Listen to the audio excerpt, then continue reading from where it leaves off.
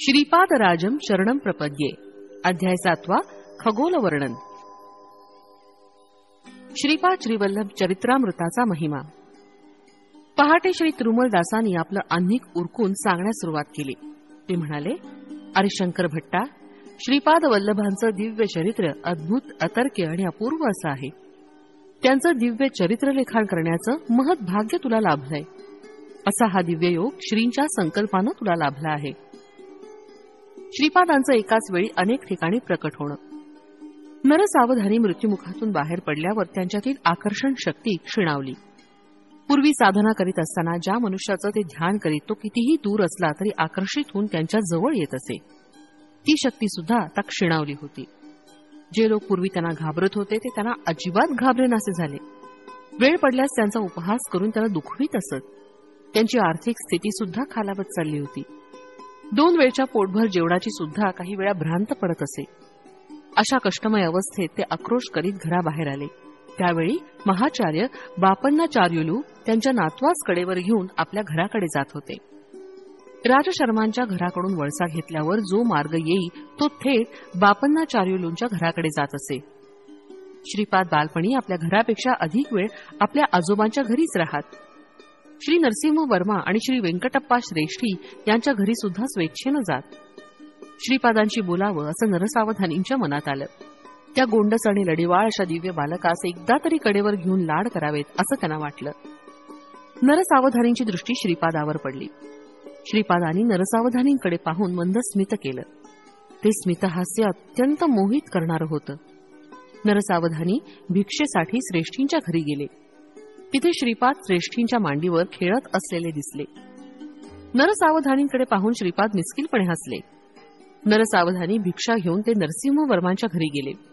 तिथे त्यांना श्रीपाद नरसिंह वर्मांच्या खांद्यावर खेळत असलेला दिसला. नरसावधानींकडे पाहून श्रीपाद पुन्हा मिस्किलपणे हसले. एकाच वेळी बालक श्रीपाद श्रेष्ठींच्या घरी, वर्मांच्या घरी आणि आजोबा बापन्नाचार्युलूंच्या घरी होते. नरसावधानींना हे स्वप्न आहे का विष्णुमाया आहे कळतच नव्हतं. गावातील लोक नरसावधानींचा छळ करू लागले.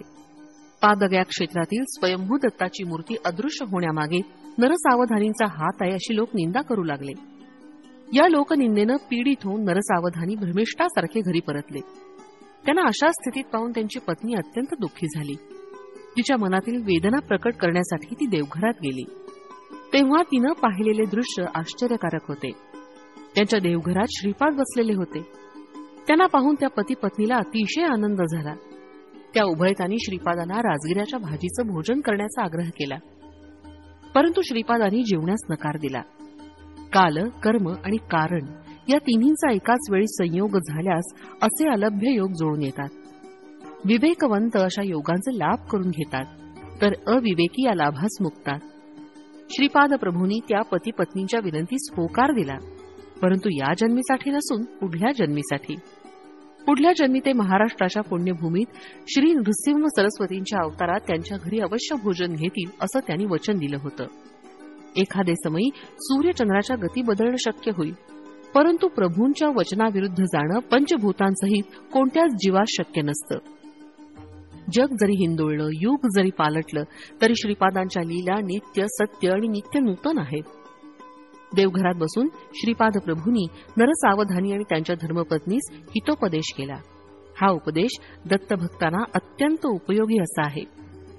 नरसावधानी आणि श्रीपाद वल्लभांच्या मध्ये झालेला संवाद व श्रीपाद प्रभूंचा उपदेश. प्रश्न: तू कोण आहेस? देवता, यक्ष, मांत्रिक? उत्तर: मीच आहे. पंचभूतात्मक सृष्टीतील अणुरेणूमध्ये विद्यमान असलेली अदृश्य शक्ती ती मीच. पशुपक्ष्यांसहित समस्त प्राणीमात्रांमध्ये मातृ व पितृ स्वरूपानं स्थित आहे तो मीच. सकळ सृष्टीचा गुरुस्वरूप पण मीच आहे. प्रश्न: तू श्री दत्तप्रभूंचा अवतार आहेस का? उत्तर: निसंशयानं मी दत्तच आहे, परंतु तुम्ही शरीरधारी असल्यानं तुम्हाला माझी ओळख पटण्यासाठी मी शरीर धारण केलं आहे. वास्तवात मी निराकार आणि निर्गुण आहे.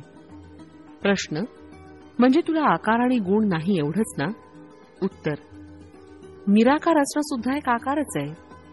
तसंच निर्गुण असणं हा देखील एक गुणच आहे. साकार व निराकार, सगुण व निर्गुण यांचा आधार तो मीच आहे आणि त्याच्या पलीकडे आहे असं जाण. प्रश्न: सर्वस्व तूच असताना प्राणीमात्रांना सुख-दुःख का संभवतात? तुझ्यात असलेला तू जीव आहेस आणि तुझ्यात असलेला मी परमात्मा आहे. तुझ्यात कर्तृत्व भावना असेपर्यंत तू मी होऊ शकत नाही. जोपर्यंत तुझ्यात कर्तृत्व भावना असेल तोपर्यंत सुख, दुःख, पाप, पुण्य अशा द्वंद्वातून तुझी सुटका होऊ शकत नाही. तुझ्यातला तू नष्ट होऊन तुझ्यातील मी उच्च दशेत असेल तेव्हा तू माझ्या निकट असशील. जसं जसं तू माझ्या निकट येशील तसतसा तू सुख, दुःख, पाप, पुण्य या द्वंद्वातून मुक्त होशील. तू माझ्या आश्रयी असता सुखसंपन्न होशील. प्रश्न: जीवात्मा आणि परमात्मा हे वेगवेगळे आहेत असं काहींचं म्हणणं आहे.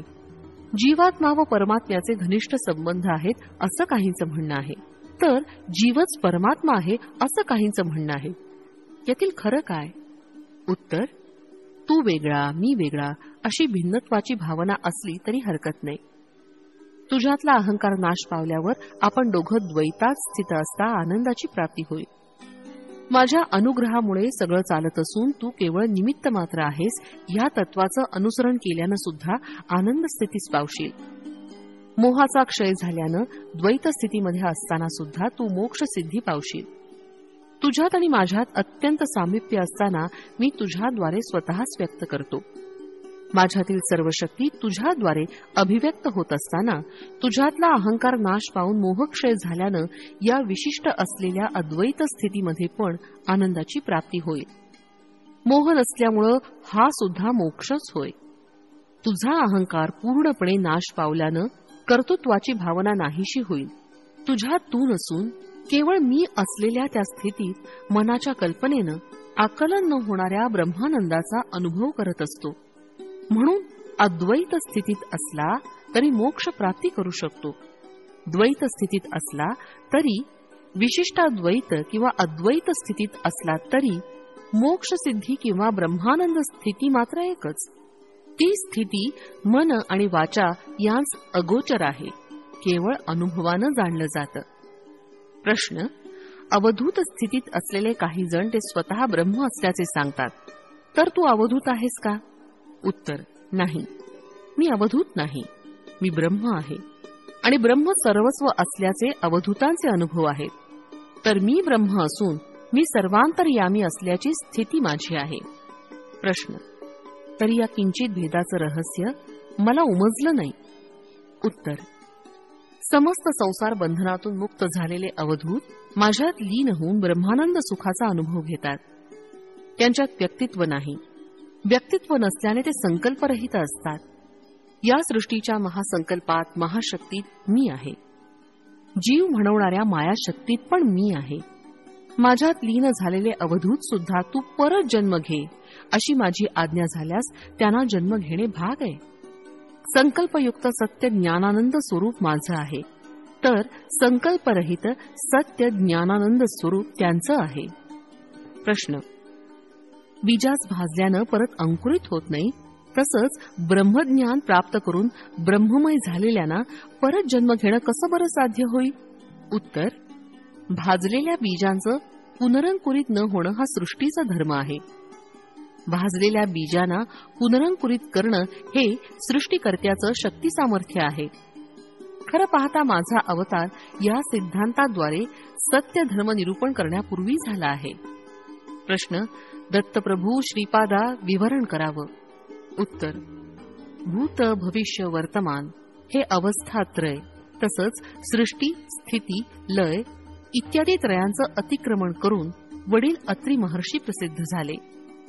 सृष्टीतील कोणत्याही जीवाविषयी किंवा कोणत्याही वस्तूविषयी असूया, द्वेष लेश मात्र नसल्या कारणानं माता अनसूया विख्यात झाली. ब्रह्मा, विष्णू, रुद्र यांस आश्रय आणि अतीत असलेल्या त्या परमज्योती स्वरूपाचं दर्शन प्राप्त करण्यासाठी अत्री महर्षींनी घोर तपश्चर्या केली. त्या परमज्योती स्वरूप परमात्म्यानं आपल्या अमृत दृष्टीनं सृष्टीतील प्रत्येक प्राण्यास आणि वस्तूस अवलोकन करून अनुग्रह करावा या हेतूनं अनसूया मातेनं तपाचरण केलं होतं. कर्मसूत्रांप्रमाणे पाप पुण्यास अनुसरून सुख दुःख प्राप्त होत असल्या कारणानं महापापाचं फळ स्वल्प आणि स्वल्प पुण्याचं फळ अधिक व्हावं या संकल्पानं अनसूया प्रार्थना करत असे. कठीण अशा लोहखंडास जिवंत व खाण्यास योग्य अशा चण्यामध्ये आपल्या तपोबलानं मातेनं रूपांतर केलं. खनिजातील चैतन्य निद्रा अवस्थेत असतं.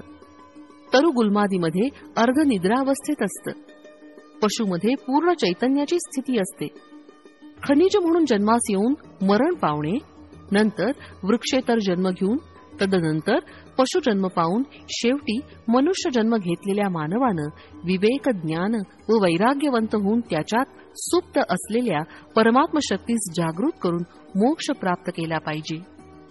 प्रकृतीतील परिणामक्रमाचा धर्म परमात्म्यांच्या अनुग्रहानं बदलू शकतो असं मातेनं सिद्ध केलं.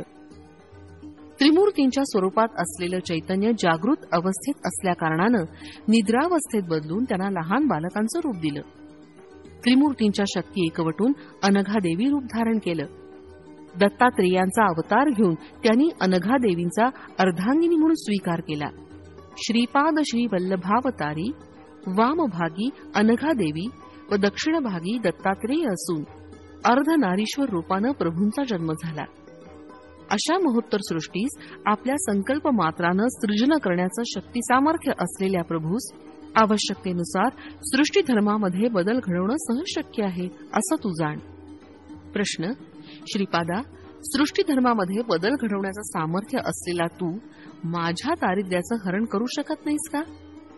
उत्तर: अवश्य तुझं दारिद्र्य हरण करीन, परंतु तुझ्या पुढच्या जन्मी. थोडंफार दारिद्र्य भोगल्यावर. राजगिऱ्याचा विषय अगदी क्षुल्लक होता, तरी तुला राजगिऱ्यावर इतका मोह होता. आई वडील किंवा आजोबा कोणाकडून याचना केली नव्हती. माझ्यासारख्या बालकाचा आहार असणार तू किती. राजगिऱ्याची इच्छा झाल्याबरोबर तू दिलं असतं तर आजची स्थिती उद्भवली नसती. पण आता ती वेळ गेली. तुझ्या मनातील मालिन्य दूर करण्यासाठी तुझं हे जीवन पुरणार नाही. प्रत्येक मनुष्य आपलं पुण्यफल आयुष्य, ऐश्वर्य, कीर्ती, धन, सौंदर्य इत्यादी रूपानं पावतो. पापाचं फल म्हणून दारिद्र्य, अल्पायुषी, कुरूप, कुख्याती इत्यादी पावतो. तुझ्या पुण्याचा अधिक भाग काढून तुला आयुष्य दिलं, जेणेकरून तुझं पुण्य खर्च झालं. आता तुझं पाप जास्त असल्या कारणानं दारिद्र्य भोगलं पाहिजे. तरी स्वयंभू दत्ताची आराधना केल्या कारणानं दारिद्र्य असलं तरी 2 वेळचं अन्न तुला लाभेल असा तुला माझा आशीर्वाद आहे. प्रश्न: हे श्रीपादा, वर्णाश्रम धर्माप्रमाणे वर्तन करावं असा शास्त्रांचा निर्धार आहे. तुमच्या आजोबांनी वैश्यांना पण वेदोक्त पद्धतीनं उपनयन करता येईल असा जो निर्णय दिला तो चुकीचा नाही का? उत्तर: सत्य ऋषीश्वरांच्या निर्णयात खोट शोधण्याचा प्रयत्न केल्यामुळे तुझी जिव्हा छाटून टाकली पाहिजे. आजोबा म्हणजे तुला कोण वाटतं? ते साक्षात भास्कराचार्य होत. विष्णुदत्त व सुशीला स्वार्थ म्हणजे काय ठाऊक नसलेले परम पवित्र अशी दंपती. त्यांना माझे माता पिता म्हणून जन्मास घालावं असा आदेश मी काल व कर्मदेवांना दिला. नरसिंह वर्म्यांचे पूर्वज श्री लक्ष्मी नृसिंह स्वामीचे अनन्य भक्त. सिंहचली होत असलेल्या यज्ञयागात विशिष्ट अन्नदान केलेलं पवित्र घराणं. मी पीठिकापुरी जन्म घेण्यापूर्वीपासून एका क्रमपद्धतीनं ही घटना घडवून आणली. त्या 3 घराण्याशी असलेले ऋणानुबंध एका जन्मात फेडले जाऊ शकत नाही किंवा एका अवतार काळात समाप्त करण्यासारखे नाहीत. माझे वरदहस्त त्यांच्यावर वंशोवंशी असेल. माझ्या छत्रछायेत ते निश्चिंत राहतील. भक्ताच श्रीपादांचं अभय. आता माझ्याविषयी बोलायचं असलं तर काहीही किंमत नसलेला राजगिरा तू मला देऊ शकला नाहीस. मी भोजन केल्यास लाख ब्राह्मण भोजनाचं पुण्य तुला लाभलं असतं. तू खराच दुर्दैवी आहेस. धर्म कुठले, अधर्म कुठले याविषयी वाद असेल तर शास्त्रांचा आश्रय घेतला पाहिजे. शास्त्राप्रमाणे आचरण करावं किंवा करू नये ह्याविषयी मीमांसा होत असेल तेव्हा निर्मल अंतःकरण असलेल्या सत्पुरुषांचं म्हणणं शास्त्र ठरतं. ते म्हणतील ते वेदवाक्यासमान असून धर्मसंमत असतं. त्यांनी अधर्मानं निर्णय द्यायचा प्रयत्न जरी केला तर धर्मदेवता त्यांना अधर्म मार्गानं परावृत्त करून धर्मसंमत असलेले निर्णय देण्यास बाध्य करते. हिंसा करणं पाप आहे असं शास्त्र सांगतं. पण श्रीकृष्ण परमात्म्याच्या समक्ष झालेलं युद्ध धर्मयुद्ध झालं. कौरव पांडवांचं युद्ध धर्मयुद्ध आणि युद्ध झालेलं स्थळ धर्मक्षेत्र म्हणून प्रख्यात झालं. यज्ञ करणं पुण्यफलप्रद आहे. परंतु परमात्म्याचं स्वरूप असलेल्या शिवास आवाहन न करता केलेल्या दक्षाच्या यज्ञाचं शेवटी युद्धात रूपांतर झालं. दक्षाचं शीर आणि धड वेगळं झालं. नंतर त्याला अजाचं शीर लावण्यात आलं. रोग्यास पित्त प्रकोप झाल्यास वैद्य लिंबू, आवळा इत्यादींनी उपचार करतो. शरीराचा जर एखादा भाग नासल्यास तो भाग शस्त्रानं छेदून रोगाचं निदान करतो. मी पण तसाच आहे. माझ्या देवतांचे अंश आहेत, तसंच राक्षसाचे अंश पण